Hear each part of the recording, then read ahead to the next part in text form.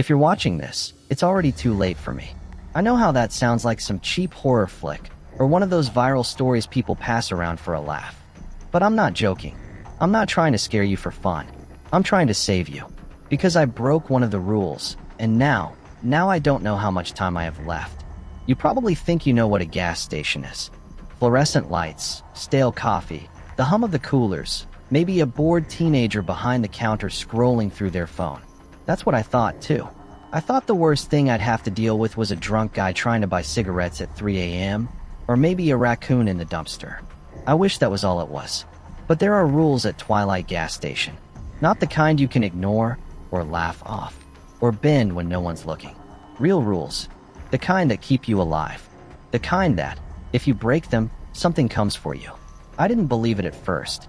I thought it was some weird hazing ritual, or maybe the manager's idea of a joke. But I broke rule number 6. I answered the phone when it rang at 2:13 a.m., even though the sky was clear and the rain hadn't started. I thought, what's the worst that could happen now I know? If you ever find yourself at a gas station called Twilight, if someone hands you a list of rules, read them. Remember them. Obey them. Don't make the same mistake I did. Don't think you're smarter, or braver, or luckier. The rules don't care. I can hear it outside now, scraping at the glass, whispering my name. I don't know how much longer I have, but maybe if you listen, maybe if you believe me, you'll survive. But I guess I should start at the beginning. I wasn't always the kind of person who believed in omens. I used to think bad luck was just that, bad luck.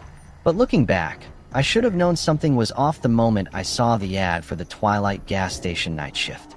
It was taped to the window of a laundromat, half hidden behind a flyer for Lost Cats and a faded poster for a punk show that had happened 3 years ago. The paper was yellowed, the ink smudged, but the words were clear: night shift attendant needed. Immediate start. Good pay. No experience necessary. I'd been out of work for months. My savings were gone. My phone was one missed payment away from being cut off, and my landlord had started leaving notes on my door that got less polite every week. I was desperate enough to call the number, even though it rang 6 times before someone picked up. The voice on the other end was flat, almost mechanical. Twilight Gas. You want the night shift? Come by at dusk. Bring ID. I told myself it was just a job. Gas stations are supposed to be boring, right? A place to kill time. Maybe sneak a few snacks. Watch the clock crawl toward sunrise. I didn't expect the building to look so normal. Fluorescent lights buzzing, a row of pumps out front, a faded sign with a crescent moon, and the word Twilight in peeling silver paint. The only thing that stood out was how empty the lot was, even though it was rush hour. No cars, no customers, just a single crow perched on the roof, watching me with one beady eye. Inside, the air smelled like burnt coffee and cleaning chemicals. The shelves were stocked, but everything felt a little off, like the labels were just slightly wrong, or the colors were too faded. The only other person there was a man behind the counter, maybe mid-50s, with a face that looked like it had forgotten how to smile. He didn't introduce himself, just nodded at me, slid a clipboard across the counter, and said, "Fill this out." The application was standard enough: name, address, emergency contact. But there was a second page, stapled to the back, with a list of questions that made no sense. Do you have any allergies to silver? Can you recite the Lord's Prayer backwards? Have you ever seen your own reflection move independently? I laughed, thinking it was some kind of joke, but the manager didn't even blink. He just watched me, eyes flat and unblinking, until I signed at the bottom. When I handed the clipboard back, he slid a contract across the counter. The paper was thick, almost waxy, and the print was so small I had to squint to read it. There was a clause about unusual working conditions, and another about accepting responsibility for personal safety. I hesitated, but the manager just tapped the signature line with a yellowed fingernail. Sign, or don't. There's always someone else. I signed. As I did, I noticed a stack of identical contracts in a drawer behind the counter. Some were stained, others torn, all of them signed in shaky handwriting. I wondered how many people had come before me, and why none of them seemed to stick around. The manager finally smiled, but it didn't reach his eyes. "Welcome to Twilight. You start tonight." I should have walked out right then. I should have listened to the way the locals looked away when I mentioned where I'd be working, or the way the old woman at the bus stop muttered, "Not again," under her breath. But I needed the job. I needed the money. I told myself I was being paranoid. Then he handed me the list of rules. The list of rules was printed on a single sheet of paper, folded so many times the creases had started to tear. The manager handed it to me with a look that was almost pity, like he was giving me a map to a minefield and knew I'd never make it across. "Read these. Memorize them. Don't lose the paper," he said. "If you forget a rule, you won't get a second chance." I unfolded the page, expecting the usual stuff: don't steal, don't sleep on the job, call the police if there's a robbery. The first few rules were almost normal, and for a second I relaxed. 1. Lock the front door at midnight. 2. Restock the coolers every hour. 3. Don't let anyone behind the counter except staff. 4. If the coffee pot is empty, brew a fresh pot immediately. But then the list took a turn. 5. If a customer asks for the special, tell them we're out, no matter what. 6. Never look at the mirror in the bathroom after 2:13 a.m. 7. If the payphone rings, only answer if it's raining. 8. If you see a child in a red hoodie outside after 3 a.m., do not let them in. 9. If the lights flicker 3 times in a row, check the security monitors. If you see yourself on the screen, wave. If your reflection doesn't wave back, hide in the supply closet and lock the door. 10 at 4:44 a.m. Turn off all the lights for exactly 1 minute. Do not look outside during this time. I read the list twice, then a third time, my eyes snagging on the words like they might rearrange themselves into something that made sense. Some rules made sense. Others, I still don't know what they mean. I asked the manager if this was some kind of hazing ritual, or maybe a test to see if I'd freak out and quit. He just shrugged. "You'll understand soon enough. Or you won't." I tried to laugh it off, but the way he said it made my skin crawl. I looked at the rules again, trying to find the logic. Lock the door at midnight, sure. That's just good sense. Don't let anyone behind the counter obvious. But the rest: the mirror, the payphone, the kid in the red hoodie? It felt like I'd stumbled into a game where I didn't know the stakes, or the rules, or even the players. I asked about the payphone. "It's been disconnected for years," the manager said, not meeting my eyes. "But sometimes it rings. Don't answer unless it's raining." He said it like he was reciting a recipe or a prayer. I pressed him about the mirror, but he just shook his head. Some things are better left alone. I tried to picture what would happen if I broke a rule. Would the manager fire me? Would something worse happen? The paper didn't say. There was no list of consequences, no warnings in bold print. Just the rules, plain and simple, as if that was all I needed to know. I folded the paper and put it in my pocket, but the words burned in my mind. I kept thinking about the child in the red hoodie. Why a child? Why a hoodie? Why after 3 a.m.? I remembered stories my grandmother used to tell about things that wandered at night, wearing familiar faces. I told myself it was just a coincidence. The manager gave me a set of keys and a battered employee badge. "You'll be alone most nights," he said. "If you need anything, don't call me. Just follow the rules."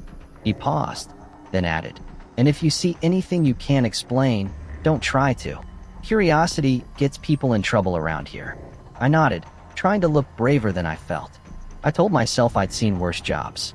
I'd worked graveyard shifts at diners, cleaned up after drunks, even spent a summer at a slaughterhouse. A gas station couldn't be that bad. The rules were probably just a way to mess with new hires, a tradition passed down from one bored employee to the next. But as I left the office and stepped into the empty store, I felt the weight of the paper in my pocket like a stone. The lights buzzed overhead, the coolers hummed, and outside, the sky was turning the color of bruised fruit. I tried to shake off the feeling that I'd just signed up for something I didn't understand. I thought it was a joke. Until the first night. My first night at Twilight Gas Station started like any other graveyard shift. The manager left at 11:45, locking the office behind him and muttering, "Remember the rules." I was alone, the only heartbeat in a building that felt too big for one person. The clock above the register ticked toward midnight, and I tried to convince myself that everything was normal. I did what anyone would do. I made a circuit of the store, checking the bathrooms, the aisles, the back room.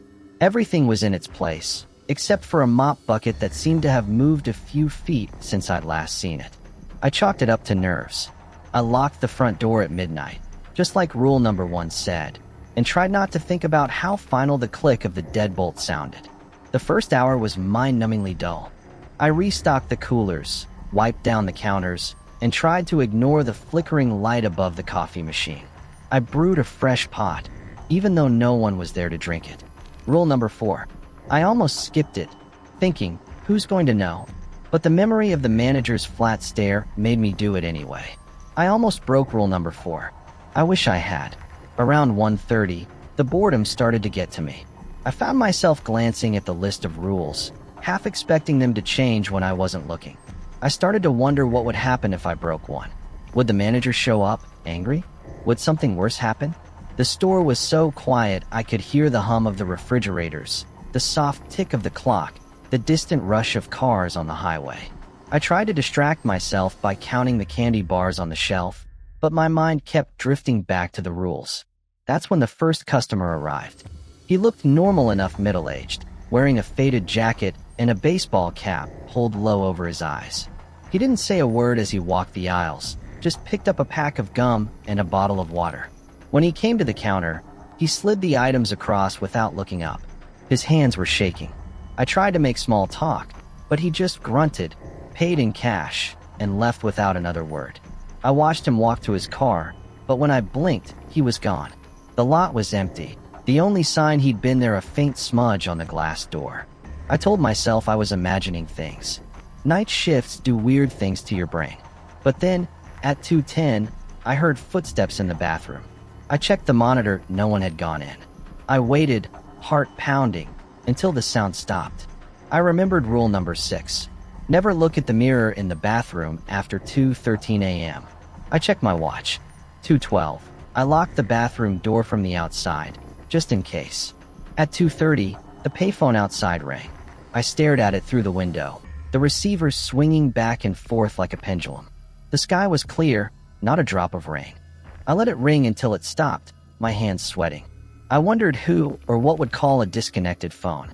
The worst came at 3:17. I was restocking the chips when I saw movement outside. A figure, tall and thin, standing just beyond the glow of the parking lot lights. I squinted, trying to make out a face, but there was nothing, just a blank, smooth surface where features should have been. The man with no face. He didn't move, didn't wave, just stood there, watching. I blinked, and he was gone. I spent the rest of the night jumping at every sound, every flicker of the lights. I followed the rules to the letter, afraid of what might happen if I slipped up. When the sun finally started to rise, I unlocked the door and stepped outside, half expecting the world to look different. But everything was the same. The pumps, the sign, the empty lot. I told myself it was just nerves, just the tricks of a tired mind. But deep down, I knew something was wrong. The rules weren't a joke. The customers weren't normal, and I was in way over my head. But that was just the beginning. After that first night, I started to notice the regulars. Not the kind you'd find at a normal gas station, no truckers with travel mugs, no bleary-eyed commuters grabbing coffee before dawn. The regulars at Twilight Gas Station were different. They came at odd hours, moved in ways that made my skin crawl, and never seemed to blink. The first was the woman with the long gray braid. She came in every night at 1:11 a.m., always wearing the same faded blue dress, always carrying a battered leather purse. She never spoke more than a word or two, just pointed at the ice freezer and waited for me to unlock it. She'd buy 3 bags every time and pay in coins older than the country silver dollars stamped with dates I'd never seen in any history book. Once, I tried to make small talk, asking if she was having a party or something. She just looked at me, her eyes pale and cloudy, and said, "It's for the ones who can't sleep." I never asked again. Then there was the boy in the yellow raincoat. He'd show up even when the sky was bone dry, his boots squeaking on the tile. He never blinked, not once, not even when the fluorescent lights flickered overhead. He'd stand in front of the candy rack, staring at the same pack of licorice for 10, 15 minutes, before finally picking it up and placing it on the counter. "Do you have any more in the back?" he'd ask, voice flat and echoing, like he was speaking from the bottom of a well. I'd always say no, and he'd nod, take his candy, and walk out into the night. I watched him once, just to see where he went, but he vanished the moment he stepped past the pumps. There was the man in the suit, too. He always came in at exactly 3:33 a.m., never a minute early or late. He'd ask for $20 of gas on pump 4, but when I looked outside, there was no car. Just an empty pump, the numbers on the display flickering even though no one was there. He'd smile, teeth too white, and say, "Keep the change." His money was always crisp, always new, but it left my hands feeling cold and damp, like I'd been holding something pulled from a river. Sometimes, I'd get a group of teenagers laughing too loudly, their faces shifting in the security monitors. Or a woman with a dog that never barked, its eyes reflecting red in the store lights. I learned not to ask questions, not to stare too long, not to offer help unless they asked for it. The rules didn't mention the regulars, but I got the feeling that was on purpose. I tried to treat them like normal customers. "Have a good night," I'd say, or "Stay safe out there." Most of them ignored me. Some would smile, but it never reached their eyes. A few would pause, as if they wanted to say something, but then think better of it. I started to wonder if they were following rules of their own. Every shift, I felt the line between customer service and something much darker blur a little more. I kept my head down, counted my change, and tried not to think about the way the boy's eyes followed me, unblinking, as I swept the floor, or the way the woman's coins seemed to hum in my pocket, cold and heavy. I told myself it was just a weird town, just a weird job. But deep down, I knew better. The regulars weren't like anyone I'd ever met. Some of them weren't people at all. Then, the phone rang. It was a Tuesday, or maybe a Thursday. The days had started to blur together, each shift bleeding into the next. I was halfway through restocking the chips when I heard the shrill, metallic ring of the payphone outside. It cut through the silence like a knife, echoing off the glass and tile. I froze, heart thudding in my chest. I glanced at the clock. 2:41 a.m. The sky was clear, the pavement bone dry. Rule number 7. If the payphone rings, only answer if it's raining. I knew the rule. I'd followed every rule, every night, even the ones that made no sense. But the phone kept ringing, louder and louder, as if it was calling just for me. I tried to ignore it, but the sound burrowed into my skull, impossible to tune out. I told myself it was probably a prank, maybe the manager testing me, or some local kids messing around. But the longer it rang, the more I felt like something was waiting on the other end, something that already knew I was listening. I shouldn't have picked up. I know that now, but I did. I stepped outside, the air cold and sharp, and lifted the receiver. The line was silent at first, just a faint crackle, like static on an old TV. Then, a voice. Low, distorted, almost familiar. "Hello, my name." My blood ran cold. I hadn't told anyone I was working here. I hadn't even used my real name on the application. The voice sounded like it was coming from underwater, warped and echoing. But it knew me. It knew everything. "You broke the rule," it whispered. "You shouldn't have answered. Not tonight." I tried to speak, but my mouth was dry, my tongue heavy. I managed to choke out, "Who is this?" The voice laughed. It was a horrible sound, like glass shattering and insects crawling under my skin. "You know who I am. You've seen me. In the glass. In the dark." I looked around, suddenly aware of how alone I was. The parking lot was empty, the lights flickering overhead. I could see my reflection in the window, pale and wide-eyed, but for a split second, it didn't move when I did. "Don't hang up," the voice said, softer now. "It's too late for that. You let me in." I slammed the receiver down, heart pounding, and stumbled back inside. The phone kept ringing, even though I'd hung up. I pressed my hands over my ears, but I could still hear it, echoing in my head. When it finally stopped, the silence felt worse. I checked the rules again, as if they might have changed, as if there might be a way to undo what I'd done. But the words were the same, black and final. After that, the rules started to change. After the phone call, nothing felt right. The air in the store grew heavier, thick with the scent of ozone and something sour, like spoiled milk. The lights flickered more often, casting long, twitching shadows that seemed to move even when I stood perfectly still. I started to dread each shift, but I kept coming back partly for the money, mostly because I was afraid of what might happen if I didn't. The rules changed. Not all at once, but slowly, like a sickness spreading through the bones of the building. The first time, I thought I was losing my mind. I woke up after a restless nap in the break room, my head pounding, and found a new rule taped to the register in jagged, unfamiliar handwriting. Don't trust your reflection. It wasn't on the original list.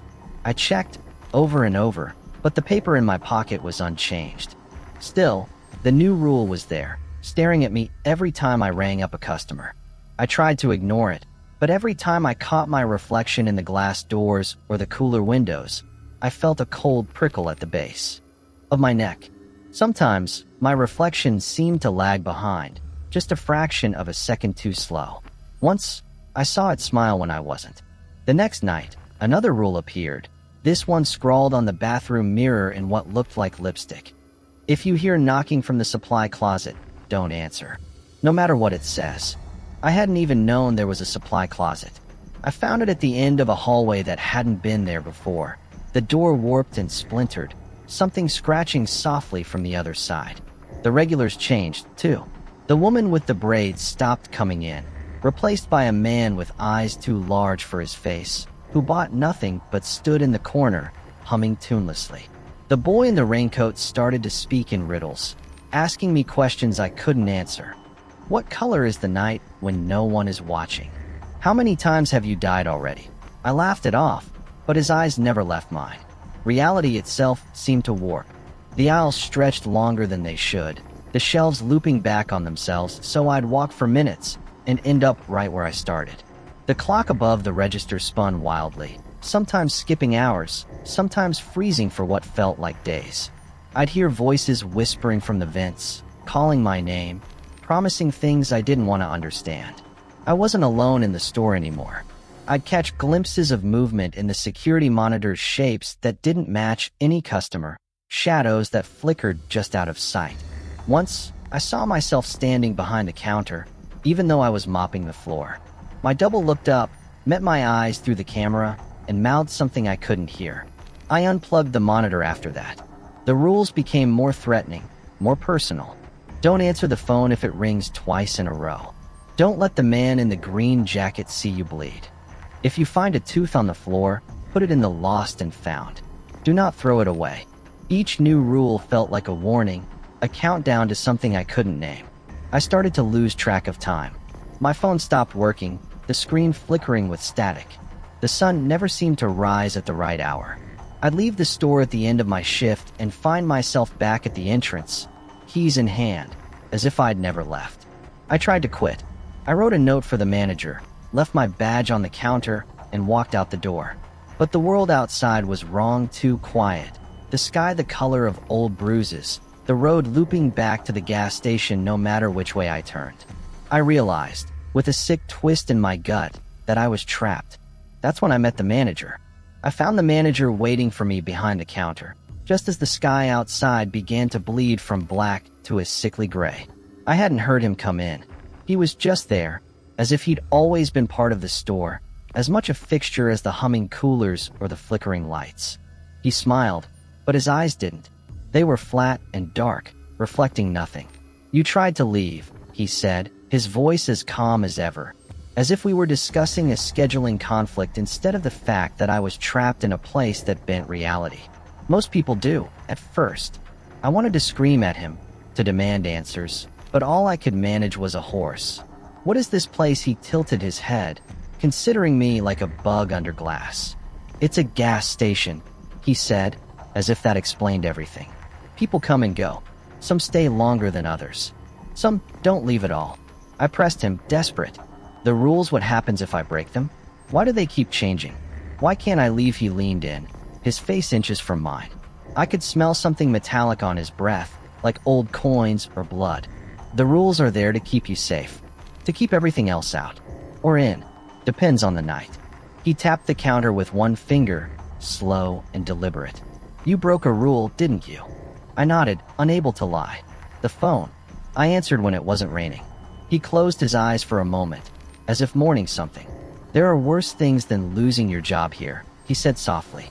"Some doors, once opened, can't be closed again.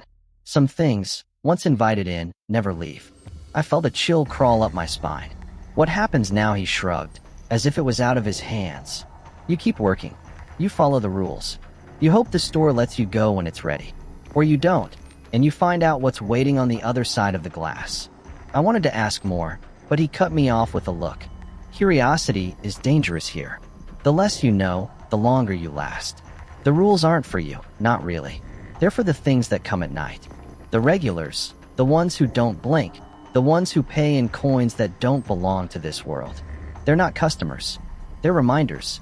He straightened, smoothing his shirt as if nothing had happened. "You're not the first to ask questions. You won't be the last. But if you want to survive, you'll stop looking for answers. You'll do your job, and you'll pray the sun rises." I stared at him, searching for any sign of humanity, any hint that he was just a man and not something else. But his eyes were empty, bottomless. I realized then that he wasn't afraid of the rules, or the things that came at night. He was part of them. He turned to leave, pausing at the door. "There was another before you," he said, almost as an afterthought. "She broke the rules, too. You should hear what happened to her." He told me about the last night shift worker. After the manager left, I couldn't shake the feeling that the store was watching me, waiting for me to slip up again. I kept thinking about the other one, the last night shift worker. The way he'd said it, like a warning and a dare at the same time. I needed to know what happened to her, even if every instinct screamed at me to let it go. I started searching the store for clues. The break room was a cramped, windowless box with a sagging couch and a fridge that smelled like something had died inside. I almost missed the journal, wedged between the cushions, its cover stained and the pages warped with old water damage. My hands shook as I opened it. The handwriting was frantic, looping across the page in fits and starts. The first entries were normal enough complaints about the hours, the pay, the weird customers. But as I flipped through, the tone changed. The entries grew shorter, more desperate. The phone rang again. I didn't answer. I won't answer. Not after what I saw in the rain. There's something in the supply closet. It knows my name. I saw myself on the monitor, but it wasn't me. It smiled. I didn't. The last few pages were nearly illegible, the ink smeared by what looked like blood. One line was scrawled over and over. "Don't break rule number 7. Don't break rule #7. I felt sick. Rule number 7, the payphone. The same rule I'd broken. I kept reading, desperate for answers. But the final entry was just a single word, written in shaky, red-stained letters. Help. I checked the security footage, hoping for anything that would explain what happened. Most of the tapes were blank, static hissing across the screen. But on one, I saw her, a young woman in a Twilight Gas Station uniform, pacing behind the counter, glancing nervously at the payphone outside. The timestamp read 2:13 a.m. She hesitated, then picked up the receiver. Her face twisted in terror. She dropped the phone, stumbled backward, and stared at her reflection in the glass door. For a moment, her reflection didn't move. Then it smiled, wide and unnatural, and pressed its hand against the glass from the inside. The woman screamed, but no sound came out. The footage ended there, the screen dissolving into static. I slammed the laptop shut, heart racing. I could still feel her fear, the way it clung to the air in the break room. I wondered if she was still here, trapped somewhere between the aisles and the mirrors, a warning for anyone who came after. I realized I was next. I didn't sleep the day before my last shift. Every time I closed my eyes, I saw her face, the missing worker twisted in silent terror, her reflection grinning from the other side of the glass. I tried to tell myself I could still get out, that if I just made it to sunrise, I'd be free. But the rules had changed, and so had the store. I could feel it waiting for me, hungry. That night, the air was thick and electric, the sky bruised purple and green. I unlocked the door with trembling hands, half expecting the manager to be waiting, but the store was empty. The lights buzzed overhead, flickering in and out, casting the aisles in stuttering shadows.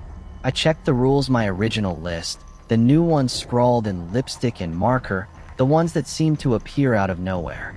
There were too many to count now, and some contradicted each other. I tried to follow them, but it was like trying to hold water in my hands. At midnight, the front door locked itself with a heavy, final click. I heard the deadbolt slide into place, even though I hadn't touched it. I tried the handle, but it wouldn't budge. My phone was dead, the screen a black mirror. I was alone, or so I thought. The first sign that something was wrong, really wrong, came at 1:11 a.m. The woman with the braid appeared at the window, her face pressed against the glass, eyes wide and unblinking. She mouthed something I couldn't hear, her breath fogging the pain. I remembered the rule about not letting anyone in after midnight, but she looked so desperate, so human. I hesitated, and in that moment, the lights went out. Total darkness swallowed the store. I fumbled for my flashlight, but it flickered and died in my hand. I heard footsteps, too many, too fast, circling the aisles. The coolers hummed, then fell silent. I tried to remember the rules, but they jumbled in my mind, overlapping and contradicting. Was I supposed to hide, run, wave at the monitor? I couldn't remember. A voice crackled over the intercom, my own voice, warped and pleading. Help me. Please, someone help me. I staggered back, heart pounding, as the voice repeated, growing more frantic, more distorted. Let me out. Let me out. Let me out. I covered my ears, but it didn't help. The sound was inside my head. The payphone rang, shrill and insistent. I knew I shouldn't answer, but the sound was unbearable. I picked up the receiver, and the line was filled with static.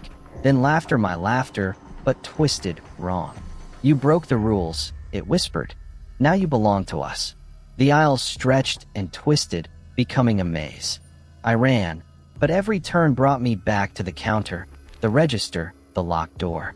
Shadows flickered at the edge of my vision, customers with no faces, the boy in the raincoat, the man in the suit, all watching, waiting. The supply closet door rattled, something inside pounding and begging to be let out. I remembered the rule. Don't answer, no matter what it says. But the voice was my own, sobbing, pleading. Please, I'm trapped. Please, let me out. I pressed my back to the door, shaking. The mirrors in the bathroom shattered, one by one, each crack echoing through the store. I caught glimpses of myself in the shards, dozens of versions, all moving out of sync, all smiling when I wasn't. One of them pressed its hand against the glass, just like in the footage. I stumbled away, blood running down my palm from where I'd cut myself on a broken edge. The lights flickered back on, harsh and blinding. The regulars crowded the aisles, their faces blank, their eyes empty. They moved in unison, closing in. I tried to scream, but no sound came out. The manager's voice echoed from everywhere and nowhere. Some doors, once opened, can't be closed. I ran to the back, searching for any way out. The emergency exit was gone, replaced by another aisle, another row of endless shelves. The clock above the register spun wildly, hands blurring. I felt myself slipping, reality bending and folding around me. I broke every rule that night. I answered the phone. I looked in the mirror. I let the knocking voice out. I let the woman in. I ran when I should have hidden, hid when I should have run. Each mistake twisted the store further, the walls closing in, the air growing colder. And then, suddenly, I was outside. The door swung open, and I stumbled into the parking lot, gasping for air. The sky was pale, the sun just beginning to rise. The store behind me was silent, the windows dark. I made it out, or so I thought. For a moment, I thought I was free. The air outside felt sharp and clean, the sky streaked with the first hints of dawn. I stumbled down the empty road, not daring to look back at the gas station. My hands shook, my mind racing with fragments of rules and faces and voices that didn't belong to me. I told myself it was over, that I'd survived, that I could finally go home. But the world didn't feel right. The road seemed longer than I remembered. The trees along the shoulder twisted in unfamiliar shapes. My phone buzzed in my pocket, even though I knew it was dead. When I pulled it out, the screen flickered with a single message: "Don't trust your reflection." I dropped it, heart pounding. I tried to go back to my old life, but the rules followed me. I saw them everywhere, scrawled on the backs of receipts, whispered in the static between radio stations, scratched into the condensation on my bathroom mirror. At night, I dreamed of the store, the aisles looping endlessly, the payphone ringing in the dark. Sometimes I'd wake up with coins in my hand, cold and heavy, stamped with dates that made no sense. I started seeing familiar faces in unfamiliar places. The boy in the raincoat standing at the end of my street, the woman with the braid waiting at the bus stop, the man in the suit watching from across a crowded cafe. They never spoke, but their eyes followed me, unblinking, as if waiting for me to break another rule. I tried to warn people, but no one believed me. They laughed, told me I needed sleep, that it was just a bad dream. But I know the truth now. The rules aren't just for Twilight Gas Station. They're for anyone who's seen what's behind the glass, anyone who's heard their own voice begging for help in the dark. So if you ever find yourself on a lonely road at night, and you see a gas station with a crescent moon on the sign, keep driving. Don't stop. Don't look in the mirrors. Don't answer the phone. But there's one last thing you need to know. I thought I could move on, but Twilight Gas Station isn't done with me. Some nights, when sleep won't come, I drive past the old highway, just to see if it's still there. It always is, lights buzzing, sign flickering, the crescent moon shining down on the empty lot. I tell myself I'm just checking, that I'm not drawn back, but I know better. Last week, I saw someone else behind the counter. Young, tired, desperate in that way you can spot from a mile off. They wore the same faded uniform, the same look of confusion and hope. I watched from my car as the manager handed them a folded piece of paper. I wanted to scream, to run inside and drag them out, but my feet wouldn't move. My voice caught in my throat. The rules don't let you warn the next in line. That's part of how it works. I left before the sun came up, but I can't stop thinking about them. I wonder if they'll last longer than I did. I wonder if they'll see the signs, or if they'll break a rule before they even know what's at stake. If you're reading this, maybe you're next. Maybe you've already seen the sign, or heard the phone ring in the dark. Maybe you felt eyes on you when you thought you were alone. So here's my warning, for what it's worth. If you ever find yourself at Twilight Gas Station, read the rules. Remember them. Obey them. And if you've seen anything strange at a gas station, anything you can't explain, leave a comment. Share your story. I'll be watching.